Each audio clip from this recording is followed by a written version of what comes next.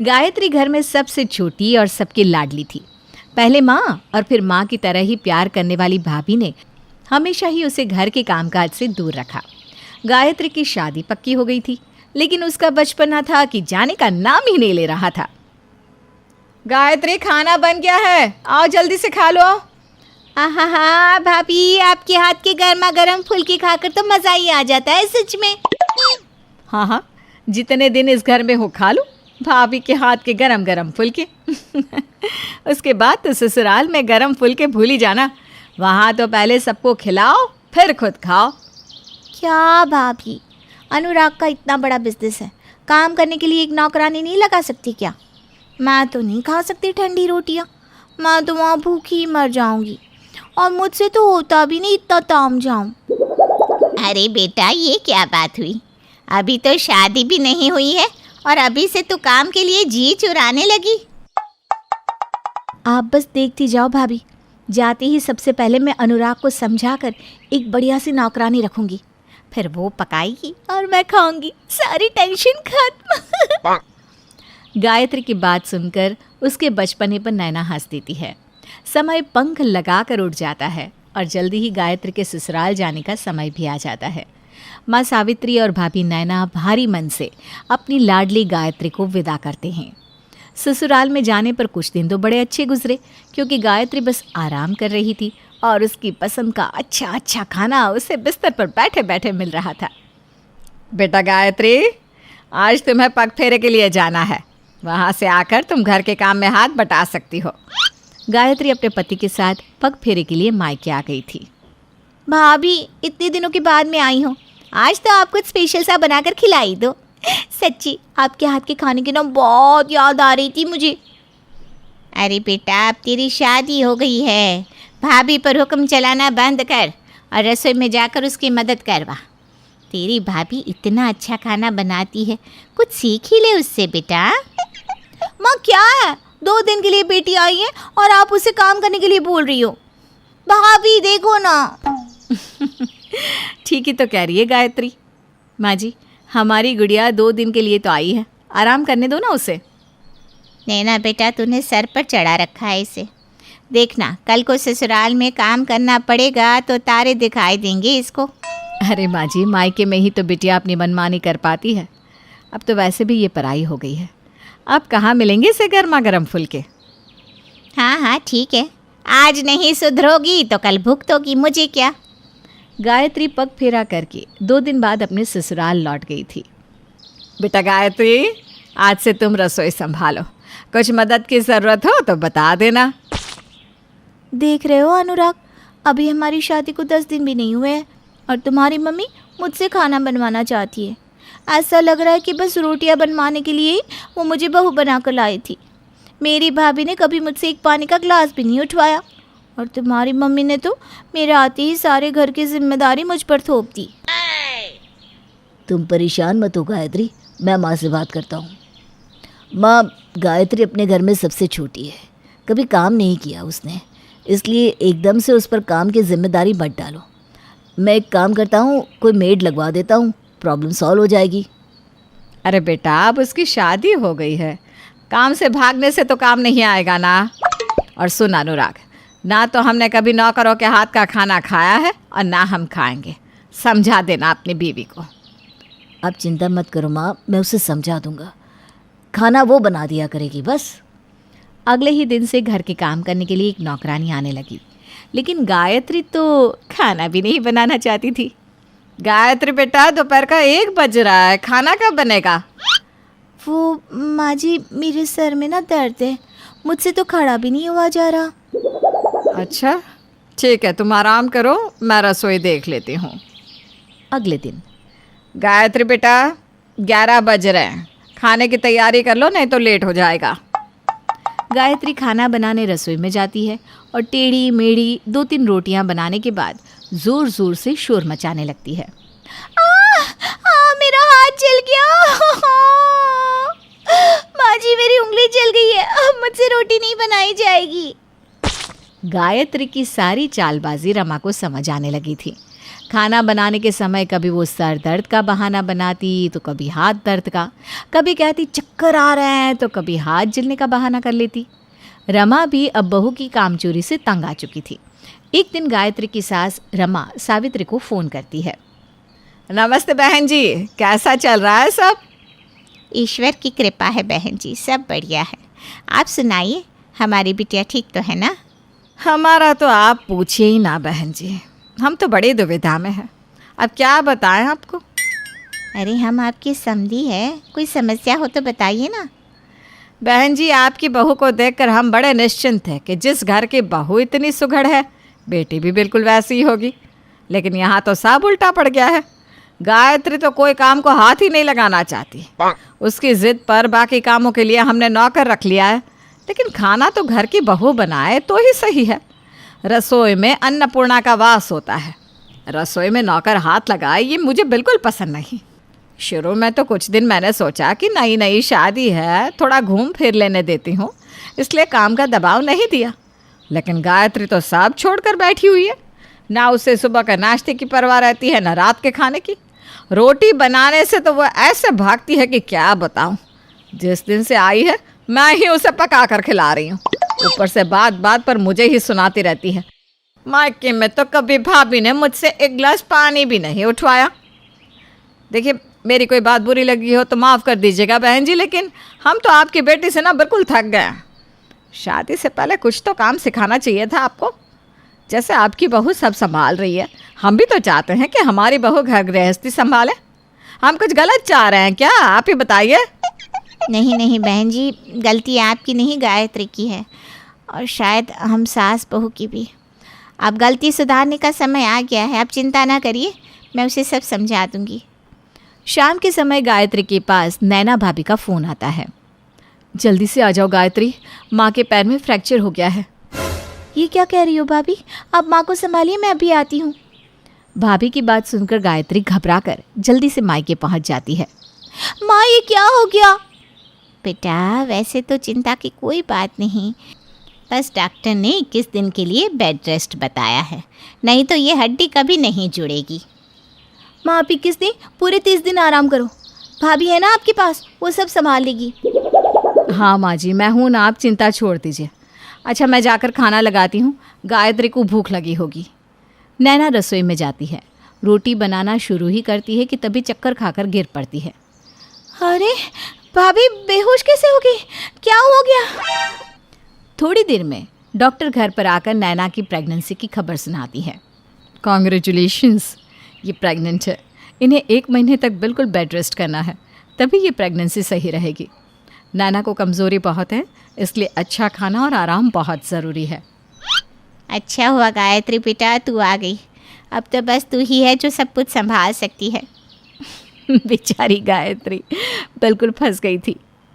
है? मतलब सारा काम मुझे ही करना पड़ेगा? लेकिन माँ, मैं इतने दिन यहाँ कैसे रुक सकती हूँ? मेरी सास से भी तो पूछना पड़ेगा ना। तभी रमा जी वहाँ आ जाती हैं। अरे बेटा, पूछना क्या है, तुम्हारा घर है, मुसीबत में तुम ही तो संभालोगी, और कौन संभालेगा। तुम आराम से रहो और अपनी माँ और भाभी की खूब सेवा करो। तुम ही कहती थी ना, भाभी ने तुम्हारी बहुत सेवा की है। चलो, अब तुम्हारी बारी है। हाँ, वो तो सही कह रही हैं आप। ठीक है। गायत्री की सास रमा सावित्री और नैना से मिलकर लौट गई। इधर गायत्री आज पहली बार भाभी के बिना रसोई में घुसी थी। किसी तरह सबके लिए खाना बनाने के बाद अब झूठे बर्तनों का ढेर लग चुका था। माँ, बर्तन वाली कितने बजे आती है? बेटा, तेरी भाभी कहाँ नौकरानी से बर्तन धुलवाती है, वो तो बस तेरी शादी के समय 1 सप्ताह के लिए रखा था। क्या? बर्तन भी खुद ही धोने पड़ेंगे? बेचारी गायत्री तीनों टाइम खाना बनाती, बर्तन धोती, घर की साफ सफाई करती और फिर माँ को अपने हाथ से खाना खिलाती। इसी तरह 1 महीना बीत गया। जिस काम को करने में गायत्री को पहले घंटों लगते थे, वही काम अब वो आधे समय में कर लेती थी। 1 महीने के बाद। माँ, आज तुम्हारा प्लास्टर खुल जाएगा, बस यही दुआ मना रही हूँ कि तुम्हारा पैर बिल्कुल ठीक हो जाए। गायत्री की इतना कहती ही सावित्री अपने पैर से प्लास्टर हटाकर अपना पैर मोड़ कर दिखाने लगती है। मेरा पैर बिल्कुल ठीक है बेटा, चिंता ना करो। हाँ, और मैं भी बिल्कुल ठीक हूँ। आपने अपने हाथ से प्लास्टर कैसे निकाल दिया माँ? ये क्या हो रहा है? तभी रमा भी वहाँ आती है। मैं बताती हूँ, तुम्हारी माँ और भाभी को कभी कुछ हुआ ही नहीं था। ये सब हमने मिलकर प्लान किया था। क्या? इसका मतलब भाभी प्रेग्नेंट नहीं है? और मैं इतना परेशान रही। मैंने 1 महीने तक इतना काम किया और आप लोग मजाक कर रहे थे। ये मजाक नहीं था गायत्री, ये तुम्हारे लिए एक सीख थी। तुम्हारी शादी के बाद हमें समझ में आया कि हमारे लाड़ प्यार के कारण तुम बिल्कुल हम पर डिपेंड हो गई हो। ससुराल में भी तुम मैनेज नहीं कर पा रही थी, इसलिए हमने अपने प्यार को ही अपना हथियार बनाया और तुम्हें 1 महीने में सब सिखा दिया।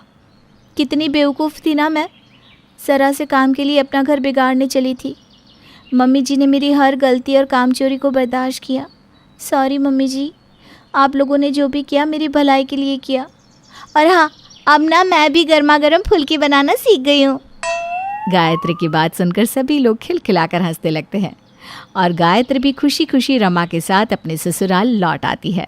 भाभी, आप तो ऐसे बोल रही हो जैसे पूरे घर की सफाई आपने अकेले की है। मैंने भी आपका इस पे पूरा साथ दिया है। मेरी भी कमर बोल गई है। मुझे अपनी पुरानी नौकरानी कांता की याद आ रही है। क्यों चली गई वो गाँव? क्यों छोड़ गई हमें? उसके काम छोड़ने के बाद एहसास हो रहा है कि वो कितना काम करती थी। भाभी, जो चला गया सो चला गया। अब नई नौकरानी देखते ना। इस घर के काम की वजह से मैं कभी ऑफिस लेट पहुंचती हूँ तो कभी ऑफिस की छुट्टी हो जाती है। और माँ है जो कुछ समझना ही नहीं चाहती। जब से कांता काम छोड़कर गई थी तब से घर की पूरी जिम्मेदारी घर की औरतों के ऊपर आ चुकी थी, जिस वजह से वे काफ़ी परेशान रहती थी। इसीलिए विशाखा और कोमल नई नौकरानी रखने का फैसला करती है। अब इसी तरह से कुछ दिन बीत जाते हैं पर उन्हें कोई नई नौकरानी मिलती नहीं। माँ जी, आपकी तो कितनी सारी दोस्त हैं जिनके घर में नौकरानियाँ लगी हैं। आप किसी से बात करो ना। अरे अभी कांता को काम छोड़कर 2 महीने भी नहीं हुए और 2 महीने में तुम दोनों ननद भाभी परेशान हो गई। थोड़ा सब्र करो। मैंने बात की है, आज नहीं तो कल नई नौकरानी मिल ही जाएगी। कब आएगी हमारी नई नौकरानी? भाभी, मैंने तो सोच लिया है कि इस बार मैं अपनी नई नौकरानी की इज्जत करूंगी। कांता ने जब से काम छोड़ा है तब से मुझे नौकरानी की कद्र हो चुकी है। मुझे भी। अब कोमल, विशाखा और अर्चना तीनों ही नई नौकरानी का इंतज़ार करते हैं और आखिरकार बड़ी मुश्किलों से उन्हें एक नई नौकरानी मिल जाती है। नमस्कार मालकिन, मैं हूँ कमला। आपके घर की करूँगी सफाई चकाचक। दिन हो या रात, जब चाहे करो याद, क्योंकि मैं यहीं रहूँगी, यहीं खाऊंगी, यहीं काम करूँगी। अगर आपको मेरी डील पसंद हो तो जल्दी से बता दो सैलरी, ताकि मैं अपनी रात यहाँ बिता सकूँ। अरे वाह कमला, तुम तो बहुत अच्छा बोलती हो। तुम्हें इस तरह से बोलता देखकर मुझे लगा जैसे मेरे सामने कोई मदारी बोल रहा है। भाभी, क्या कर रही हो? ज़रा सोच समझ कर बोला करो। बड़ी मुश्किलों से हमें एक नौकरानी मिली है। जल्दी से इसे इसकी सैलरी बताओ और काम पर लगाओ, ताकि हमें घर के कामों से छुटकारा मिल सके। माफ़ करना विशाखा। अच्छा तो कमला, तुम्हें जितनी सैलरी चाहिए बता दो, हमें कोई एतराज़ नहीं है और तुम हमारे घर में भी रह सकती हो। पर तुम्हें ना किचन में सोना होगा, हमारे घर में एक्स्ट्रा रूम नहीं है। मुझे तो घर का कोना भी चलेगा मालकिन, और 3 वक्त का खाना चाहिए, बस और कुछ नहीं। इस तरह से कोमल कमला से डील पक्की कर लेती है। अब कमला कोमल के ही घर में रहकर घर की साफ सफाई करती और सभी घर वालों का अच्छे से ख्याल रखती, जिस वजह से घर वाले भी कमला की काफ़ी इज्जत करते हैं और घर के आदमियों को तो जैसे सब भूल ही गए थे। ऐसे ही एक दिन अनिरुद्ध अपना पर्स ढूंढ रहा था पर उसे उसका पर्स नहीं मिलता। अरे यार कोमल, मेरा पर्स कहाँ है? मैंने तुम्हें कितनी बार बोला है मेरी चीज़ों को संभाल के रखा करो। मेम साहब, एक बार मेरे साथ नीचे चलकर देख लो ना। मैं सब्जियां लेकर आ गई हूँ, पर वो सब्जी वाला ना बहुत चिक चिक करता है। कह रहा है कि पिछला उधार है। आप एक बार जाकर उससे बात करो ना। क्या? उस सब्जी वाले ने ऐसा बोला? पर तुम तो उससे कभी उधार नहीं करती ना। अच्छा तुम यहीं रुको, मैं बताती हूँ उसे। अरे कोमल, ये मैटर कमला और सब्जी वाले के बीच का है। तुम क्यों जा रही हो? सब्जी कमला लेती है तो वो अपना देख लेगी, तुम मेरा पर्स ढूंढो ना। ये आप कैसी बात कर रहे हैं? कमला हमारे घर में काम करती है, ऐसे थोड़ी ना होता है। मैं कमला की मदद करने से कैसे पीछे हट सकती हूँ? चल कमला, मैं आती हूँ तेरे साथ। कोमल अपने घर की नौकरानी के सामने अपने पति को ज़रा भी इज्जत नहीं देती। ये देखकर अनिरुद्ध को बहुत गुस्सा आता है। तो वहीं दूसरी ओर अर्चना भी अपने पति गगन को कुछ नहीं समझती। ऐसे ही एक दिन, अर्चना, क्या तुमने मेरा चश्मा देखा? मैंने यही टेबल पर रखा था, मिल नहीं रहा, और बिना चश्मे के तो मुझे कुछ दिखता ही नहीं। बूढ़े हो गए हो ना, इसी वजह से याददाश्त कमज़ोर हो रही है तुम्हारी। मेरे बस की नहीं है तुम्हारा सामान ढूंढना। विशाखा को बोल दो, वो ढूंढ देगी तुम्हारा चश्मा। मेम साहब, मेरा फ़ोन नहीं मिल रहा। कल जब मैं आपके साथ बैठकर टीवी देख रही थी ना, तो मैंने शायद आपके कमरे में ही रख दिया। अब मैं तो आपके कमरे में जा नहीं सकती। क्या आप मेरा फ़ोन अपने कमरे से ला कर दे सकती हैं? अरे कमला, तू क्यों नहीं जा सकती मेरे कमरे में? तू इसी घर में रहती है, इस घर में काम करती है। जा, आराम से जा मेरे कमरे में और अपना फ़ोन लेकर आ जा। अच्छा रुक, चल मैं ही ला देती हूँ। वाह वाह वाह, क्या कलयुग आ गया है। घर की नौकरानी को कितनी इज्जत दी जा रही है, वहीं पति को इस घर की औरतें कुछ नहीं समझती। सबका दिमाग खराब हो चला है। इतना बोलकर गगन गुस्से में वहाँ से चला जाता है। अब इसी तरह से कुछ दिन बीत जाते हैं और एक दिन कमला से सब्जी में नमक तेज़ हो जाता है। उस दिन घर का कोई भी आदमी कुछ नहीं कहता, पर जब यही गलती बार बार होती है तो अनिरुद्ध से बर्दाश्त नहीं होता और एक दिन वो कमला पर भड़क जाता है। कमला, तुम्हारा ध्यान कहाँ रहता है? कभी तुम सब्जी में नमक तेज कर देती हो तो कभी मसाले। सारा दिन माँ के साथ बैठ कर क्या बस टीवी देखती रहती हो? भैया, आप कमला को इस तरह से क्यों डांट रहे हैं? वो भी तो इंसान है, गलतियां तो हो जाती है। आप इतनी छोटी सी गलती के लिए बेचारी को डांट क्यों रहे हो? सही कह रही है विशाखा, कमला को डांटना बंद करो। तुम सब औरतों ने मिलकर इस घर की नौकरानी को सर पर चढ़ा लिया है। ये नौकरानी कुछ नहीं करती, जब देखो बैठकर गप्पे मारती है तुम्हारे साथ। जब गगन और अनिरुद्ध कमला को उसकी गलतियों के बारे में बताते हैं तो घर की सारी औरतें कमला का पक्ष लेती है और अपने ही घर के मर्दों के साथ लड़ने लगती है। ये देखकर घर के मर्दों को बहुत गुस्सा आता है और एक दिन अनिरुद्ध जानबूझकर कमला से लड़ लेता है और उसे नौकरी छोड़ने के लिए कहता है। ऐसे कपड़े प्रेस किए जाते हैं? तुमने मेरी पूरी शर्ट जला दी। निकल जाओ, हमें नहीं चाहिए तुम्हारे जैसी नौकरानी। हाँ हाँ ठीक है, जा रही हूँ मैं यहाँ से। नहीं करना मुझे भी यहाँ काम, जहाँ मुझे 2 वक्त के खाने के साथ साथ पेट भर ताने सुनाए जाते हैं। अरे रख लेना कोई दूसरी नौकरानी, इतने सस्ते में मिल जाए तो।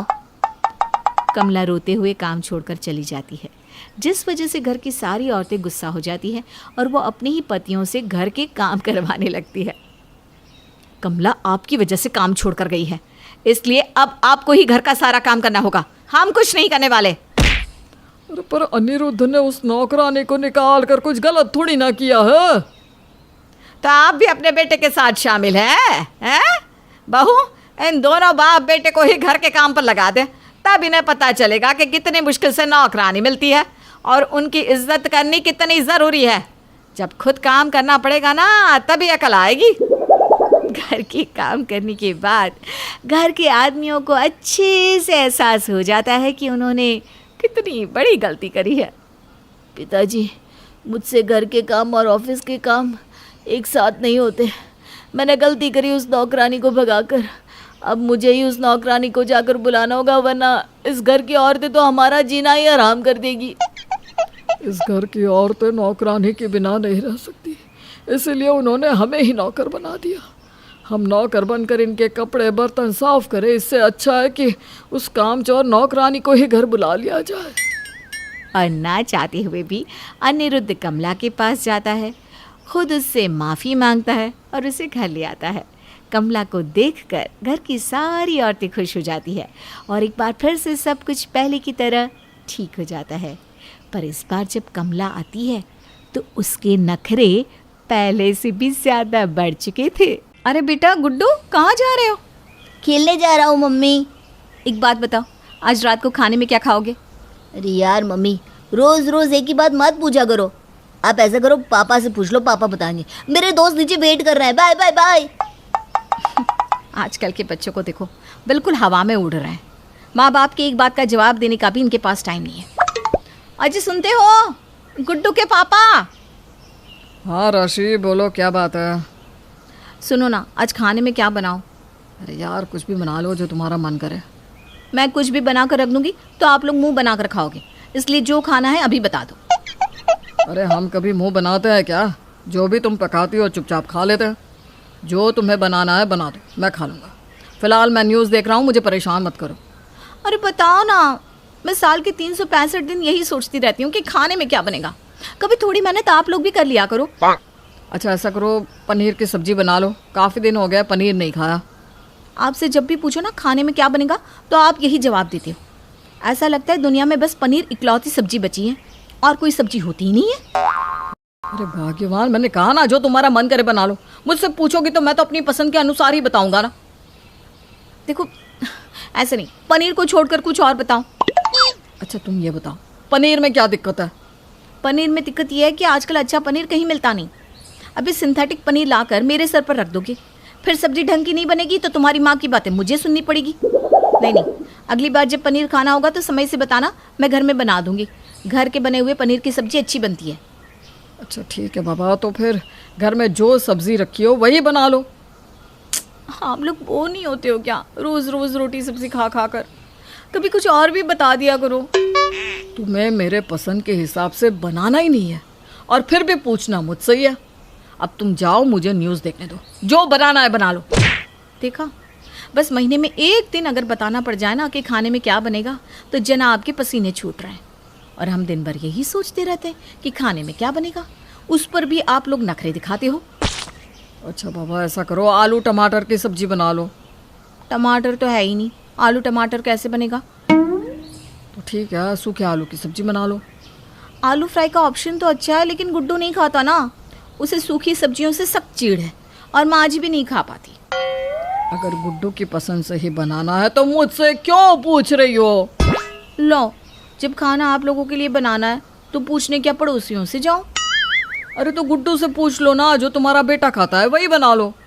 उसके पास टाइम कहाँ रहता है किसी बात का जवाब देने के लिए। उससे पूछा था, जवाब दिए बगैर बाहर खेलने भाग गया। अच्छा ठीक है, ऐसा करो, लौकी के कोफ्ते बना दो। और अब यही फाइनल है, अब मुझसे दोबारा कोई सवाल जवाब मत करना। पति की बात सुनकर राशि रसोई में आ जाती है। फरमाइश देखो जनाब की, कभी किसी को ये बात समझ में नहीं आती कि दिन भर काम कर करके मैं कितना थक जाती हूँ।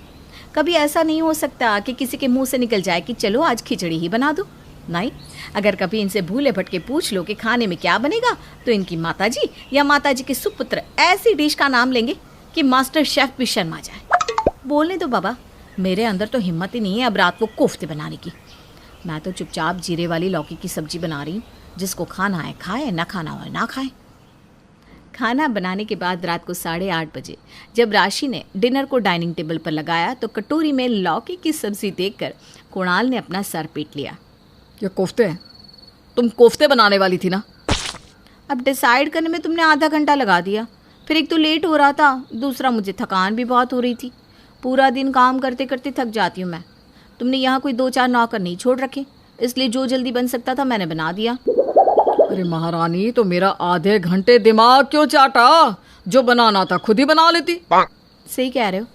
साल की 365 दिन सबकी चाकरी करो, उसके बाद एक दिन अगर उनकी पसंद का खाना ना बने तो 4 बातें सुनो। ठीक है, कल बना दूंगी आपके कोफ्ते। अब मुझे ताने देना बंद करो और खाना खा लो। अरे यार, मैंने तुम्हें ताने कब दिया?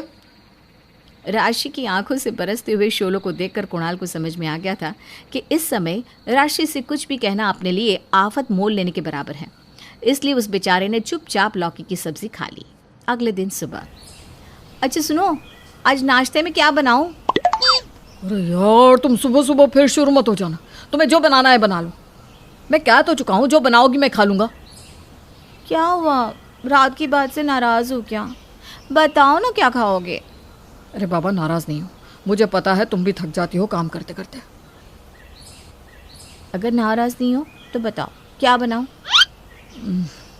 ऐसा करो, आलू के पराठे बना लो।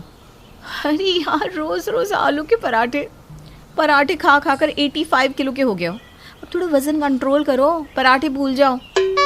पत्नी की बात सुनकर कुणाल उसे घूरते हुए तौलिया लेकर नहाने के लिए बाथरूम की ओर चल देता है। थोड़ी देर बाद वो तैयार होकर डाइनिंग टेबल पर बैठ जाता है। राशि, नाश्ते में क्या बनाया है? पोहा बनाया है, बैठो 5 मिनट, अभी लेकर आ रही हूँ। क्या यार, तुम मुंगेरी लाल के सपने दिखाने के बाद फिर जमीन पर लाकर पटक देती हो। सपने तो बड़े बड़े दिखाती हो और उसके बाद बनाना तुम्हें वही रूखा सूखा होता है। हाँ हाँ, बोल तो ऐसे रहे हो जैसे तुमने कभी आलू के पराठे खाए ही नहीं है।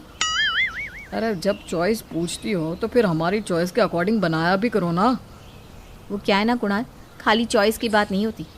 कुछ भी बनाने से पहले मुझे कई सारी चीज़ों का ध्यान रखना पड़ता है। अब सुबह सुबह उतना टाइम नहीं होता कि मैं तुम लोगों के लिए इडली, डोसा, सांभर, आलू के पराठे या कुछ और बना सकूं। इन सबको बनाने में बहुत सारा टाइम लगता है, इसलिए मैंने जल्दी जल्दी पोहा बना दिया शाम को। अरे मम्मी, आप कल पूछ रही थी ना कि डिनर में क्या बनाऊं। आप ऐसा करो, आज डिनर में छोले चावल बना लो। अरे बेटा, छोले चावल ऐसे नहीं बनते, छोले को एक दिन पहले भिगोना पड़ता है। तो फिर राजमा चावल बना लो। बेटा, राजमा को भी एक दिन पहले भिगोना पड़ता है। अरे तो कुछ तो होगा जो बिना भिगोए बन जाए। हाँ, दाल बन जाएगी। मुझे नहीं खाने दाल चावल। अरे बेटा, अभी के लिए तो दाल चावल बन सकते हैं, छोले कल खा लेना। अच्छा मम्मी, ऐसा करो, दाल चावल छोड़ो, आज ना बाहर से खाना मंगवा लो। तेरा दिमाग खराब हो गया है क्या? महीने का आखिरी टाइम चल रहा है। मैं सोच रही हूँ किस तरह से ये महीना बीत जाए, और तू खर्च कराने पर तुला हुआ है। मैं कोई बाहर से खाना वाना नहीं मंगाने वाली। बाहर से खाना मंगवाने का मतलब है एक बार में 2000 का पत्ता साफ। अरे मम्मी, जैसे आप करते हो ना, ऐसा कोई नहीं करता। सबके घर में बढ़िया बढ़िया डिशेस बनते हैं। हाँ तो बनती होगी। जब तुम लोगों से पूछो कि खाने में क्या बनेगा तो कभी कोई जवाब नहीं दिया जाता। बाद में जब मैं खाना बना कर रख देती हूँ तो दोनों बाप बेटे को सिर्फ नखरे करने आते हैं। अरे मम्मी, बता तो रहा हूँ, आप किसी की सुनती कहाँ हो। ऐसी चॉइस बताओगी तो कैसे बन पाएगा? अच्छा जाओ, तुम अपना काम करो, मैं देख लूँगी मुझे क्या बनाना है। अच्छा, सारी बातें छोड़ो, आप ऐसा करो, बढ़िया सा वेजिटेबल पुलाव बना दो। मज़ा आ जाएगा आज खाने में, और उसके साथ चटनी बना लेना। अच्छा ठीक है, वो बना दूंगी मैं। कुछ देर बाद खुशी खुशी गुड्डू डाइनिंग टेबल पर आकर बैठ जाता है। जैसे ही राशि उसको प्लेट में खाना लगा कर देती है, वो हैरान रह जाता है। अरे मम्मी, ये क्या बना दिया आपने? मैंने तो वेजिटेबल पुलाव बनाने को कहा था। हाँ तो ये भी वेजिटेबल पुलाव की तरह ही तो है बेटा। पुलाव की तरह क्या होता है मम्मी? ये खिचड़ी है, इतना बेवकूफ़ नहीं हूँ मैं। अरे ना गाजर थी ना मटर, बस आलू और टमाटर था, तो मैंने आलू टमाटर और दाल डालकर सबके लिए खिचड़ी बना दी। चक्कर देख तो कितनी स्वाद बनी है। घर में कोई सब्जी नहीं थी तो आपने क्यों कहा कि वेजिटेबल पुलाव बना दोगी? जो बनाया है चुपचाप खा, नालायक कहीं का। राशि की बात सुनकर बेचारे गुड्डू ने अपना सर पीट लिया था। उसे समझ में आ गया था कि मम्मी को चाहे जितने भी सजेशन दे दो, वो बनाएंगी तो वही जो उसको बनाना है। अब खाने में क्या बनेगा, इसको ऐसी थोड़ी ना राष्ट्रीय समस्या घोषित किया है। और जिस समस्या का समाधान बड़े बड़े ज्ञानी महात्मा ना बता पाए हो, उसका समाधान हम कैसे बता सकते हैं?